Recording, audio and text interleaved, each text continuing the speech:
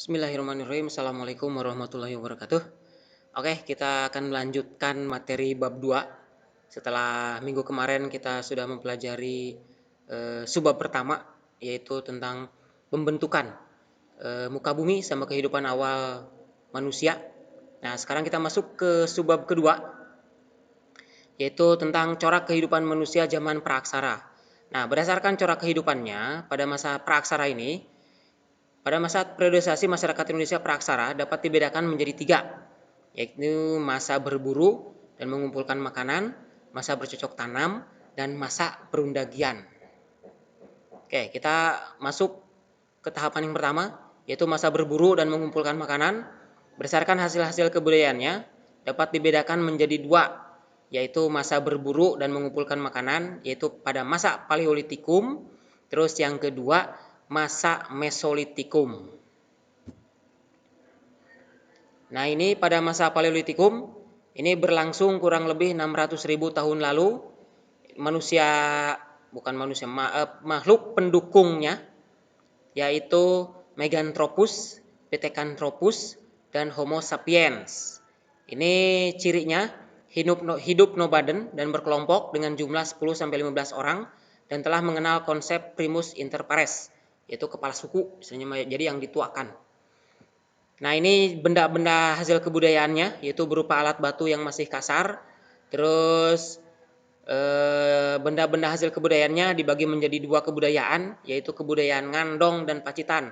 Ini contohnya ya. Kebudayaan berupa alat batu tuh kayak flex, terus alat-alat tulang, alat serpih batu, sama kapak perimbas. Terus yang kedua itu masa Mesolitikum. Ini sudah mengenal api, jadi dikenal dengan pembuatan api. Di sini di zaman Mesolitikum. Ini berlangsung kira-kira 10.000 sampai 2.500 tahun lalu. Benda hasil kebudayaannya berupa batu yang di salah satu sisinya sudah dihaluskan. Terus manusia pendukungnya yaitu ras Australomelanozoid dan ras Mongoloid. Ini hasilnya nih, contohnya kebudayaannya, yaitu menghasilkan sampah dapur atau yang dikenal dengan Kyoken-Modinger, terus dikenal dengan peradaban Abruzos dan semi sedenter. Nah, di masa Mesolitikum juga itu sudah mengenal cara bercocok tanam dengan teknik slash and burn.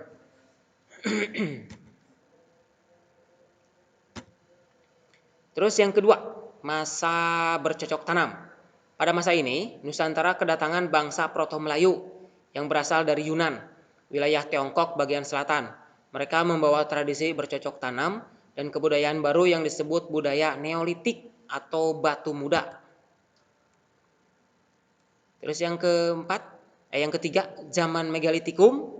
Zaman Megalitikum atau batu besar berbeda dengan masa batu lainnya karena tidak dapat dimasukkan dalam kelompok periodisasi praaksara Indonesia. Istilah megalit sendiri berasal dari kata mega yang berarti besar dan litos yang berarti batu. Ciri khas masa ini adalah adanya benda kebudayaan berbentuk batu-batu besar yang dibangun dengan tujuan tertentu. Ini contohnya. Contoh dari zaman Megalitikum. Itu ada menhir. Menhir itu tugu batu tempat pemujaan kepada roh nenek moyang. Terus ada dolmen, meja batu tempat meletakkan sesaji. Terus punden berundak, bangunan tempat pemujaan kepada roh nenek moyang dibuat dalam bentuk bertingkat-tingkat.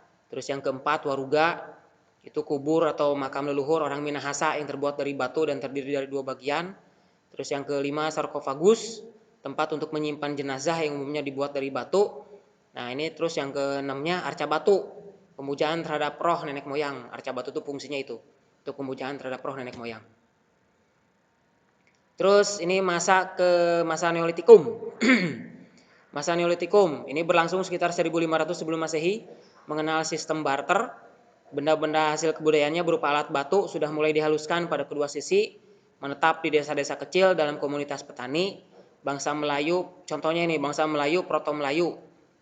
Ini Melayu tua. Nah, ini contohnya nih hasil-hasil kebudayaannya, yaitu barang-barang obsidian, terus gerabah, perhiasan, kapak lonjong, mata panah, sama peliung bersegi. Ini merupakan hasil kebudayaan dari masa Neolitikum. Terus masa perundagian. Pada masa ini, Nusantara kedatangan bangsa Dutro Melayu atau Melayu Muda yang berasal dari Yunan. Mereka adalah bangsa yang terampil membuat alat-alat dari logam. Masa logam terdibagi atas masa tembaga, perunggu, dan besi. Bukti-bukti tertua temuan artefak besi dan perunggu di Indonesia terjadi dalam kurun waktu yang bersamaan, yakni sekitar 500 sebelum Masehi. Artefak besi antara lain, ini contohnya nih. Antara lain ditemukan di dalam kubur batu, ini daerah Wonosari, Yogyakarta, Besuki, dan Punung, Jawa Timur. Terus masa perunggu di Indonesia ditandai dengan penemuan nakara, kapak corong, arca, perhiasan, dan senjata. Berdasarkan lokasi penemuannya di Nusantara dan ciri khas reliefnya, nakara dapat dibedakan menjadi dua tipe, yakni tipe pejeng dan yang kedua tipe heger. Nah, ini perbedaannya nih, perbedaan nakara. Kalau tipe heger itu ciri-cirinya itu bentuknya tambun dan bagian pukulnya menyatu dengan bagian badan di bagian atasnya. Selain itu memiliki ukiran hiasan katak. Nah, kalau tipe pejeng cirinya itu berbentuk ramping dengan bidang pukulnya yang menjorok ke arah luar dari bagian bahunya. Terus asalnya kalau heger itu berasal dari kebudayaan Dongson atau Vietnam, dan kalau pejeng itu asli Indonesia. Ini berasal dari Bali.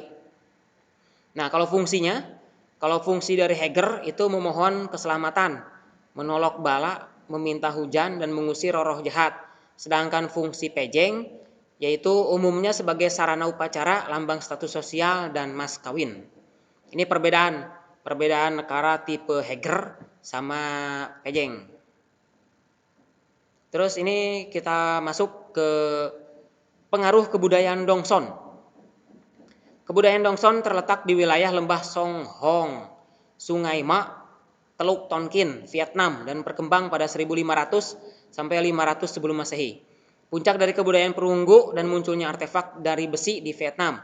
Negara perunggu didatangkan ke Indonesia sekitar 200 sebelum Masehi. Negara Dongson itu termasuk ke dalam tipe Heger 1. Wilayah ke Indonesia di Indonesia melalui jalur Semenanjung. Jadi masuk ke wilayah Indonesia itu melalui jalur Semenanjung Malaya yang dibawa oleh bangsa Austronesia. Terus yang kedua, pengaruh kebudayaan Sahuin dan Kalanai. Kebudayaan Sahuin, kebudayaan gerabah Vietnam yang menyebar hingga ke Indonesia. Ini berkembang sekitar 600 sebelum Masehi di wilayah Vietnam bagian utara. Ini cirinya nih, ciri kebudayaan Sahuin ini terletak dari pola gerabahnya, yakni pola geometri dan pengolesan dengan warna merah dan putih. Kebudayaan Kalanai berkembang di Filipina pada abad 5 sebelum Masehi dan menyebar ke Indonesia saat masyarakat memasuki tahap perundagian. Nilai-nilai, nah ini nilai-nilai budaya masyarakat praaksara yang masih bertahan dan yang dapat menjadi hikmah di masa sekarang. Seiring berkembangnya kemampuan berkomunikasi dengan menggunakan bahasa, masyarakat praaksara mewariskan nilai-nilai dan pandangan hidup melalui cara lisan. Ada dua cara penyampaiannya, yaitu secara langsung dan tidak langsung. Nih tradisi-tradisinya, tradisi lisan dan folklore. Tradisi juga dipahami sebagai suatu adat kebiasaan yang dipertahankan turun-temurun dan masih dihayati oleh masyarakat pendukungnya. Karena penyampaiannya dilakukan secara lisan, kemudian dikenal istilah tradisi lisan. Ini contohnya, folklore adalah bagian dari kebudayaan suatu masyarakat yang tersebar dan bersifat tradisional yang diwariskan secara lisan dan turun-temurun. Nah, ini jenis-jenis folklore. Itu ada mitos, legenda, dongeng, nyanyian rakyat, upacara. Kalau mitos itu dia masih ada cerita-cerita mistisnya, cerita-cerita dewanya. Nah, kalau legenda ini nanti berkaitan dengan asal-usul, bisa asal-usul nama tempat, nama wilayah, atau nama benda. Terus dongeng, kalau dongeng itu tidak disertai dengan bukti ilmiah. Kalau yang 4 nyanyian rakyat, ini nyanyian tradisional, dan upacara ini upacara adat istiadat. Nah, dalam pelestariannya, tradisi lisan itu karena sudah mulai langka dan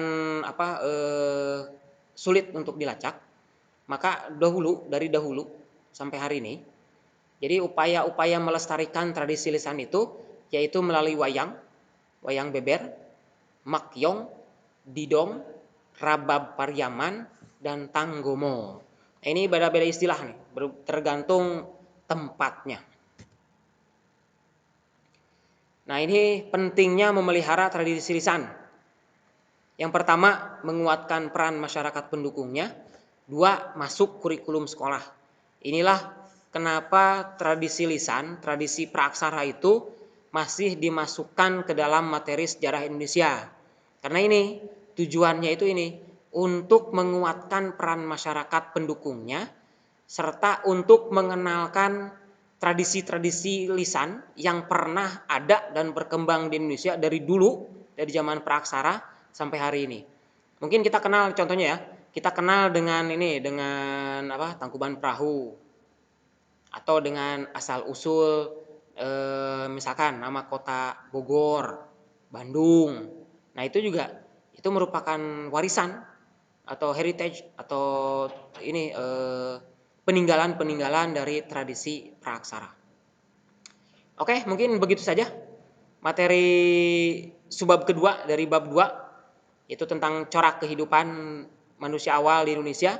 Nah, nanti setelah ini nanti kalian kerjakan tugasnya ya, yang akan Bapak kirim di Google Site Bapak. Oke, segitu saja. Mudah-mudahan kalian paham dan bisa mencerna dengan mudah. Bapak tutup dengan hamdalah. Alhamdulillahirrabbilalamin. Assalamualaikum warahmatullahi wabarakatuh. Sampai ketemu di pelajaran selanjutnya, yaitu di bab 3.